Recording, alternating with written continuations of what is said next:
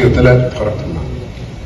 فشفت النتيجه وخدنا البكالوريوس، وقعدت على السلم كده وقعدت افكر انا هروح فين. انا مش عارف اروح حته غير المعهد، يعني ما عنديش مكان تاني. فكان عمري وحياتي مرتبطه بالمعهد.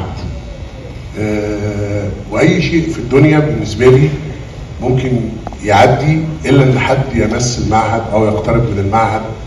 فطول عمري بحب المعهد وافضل احب المعهد، وشكرا للمعهد اللي انا بشوف منه يعني هذا الكرم الكبير. شكرا لدكتوره غاده، وشكرا لدكتور ايمن ودكتور هشام، وشكرا لاولادي فريد ومؤسر وكل زملائي ودكتور مدحت الكاشف ودكتور عبير وكل الاصدقاء اللي لولاهم انا ما كنتش بقيت حاجه.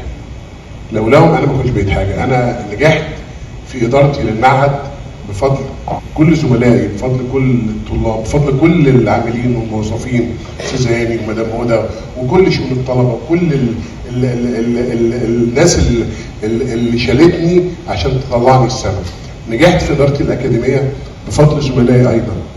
بفضل كان معايا فريق عمل على اعلى مستوى. بتشرف ان انا اشتغلت مع الدكتوره غاده، واشتغلت مع الدكتور هشام، اشتغلت مع كل العمداء سواء اللي موجود منهم او حتى اللي خرجوا معانا في المعاش، يعني استاذه مها، مدام زينب، استاذ عبير، كل اشرف صبحي هذا الجندي المجهول اللي انا بحييه جدا جدا، استاذ عبد الناصر، كل الناس يعني حسين وبرعي ومحمد وكل الناس دي هي لولاها ما كناش نجحنا. الناس دي هي اللي شالتنا وكبرتنا وقدرنا نعمل حاجه للمعهد او للاكاديميه، وهنفضل نعمل طالما فينا نفس. هنفضل نعمل لان احنا بنحب المعهد بجد، بنحب الاكاديميه بجد، احنا اولادها بجد.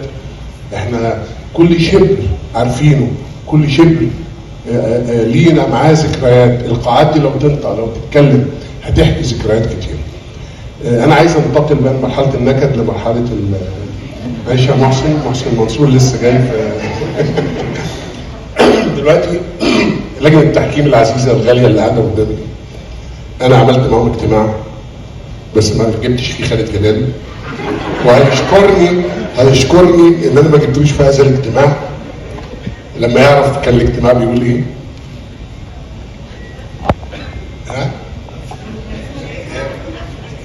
خالد لا رئيس، اتفقنا ان احنا كل واحد فينا هيعمل جايزه باسمه بمبلغ مالي كبير لصالح اتحاد الطلاب.